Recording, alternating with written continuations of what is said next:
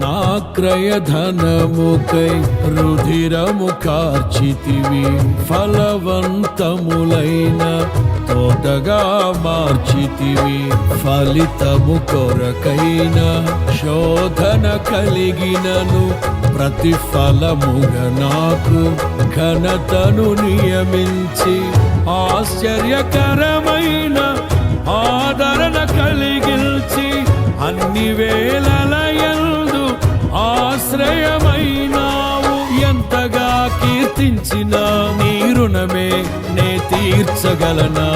ఇదే కదా నీలో పరవశం, మరువలేని తీయని జ్ఞాపకం. నూతనమైన కృపా, నవనూతనమైన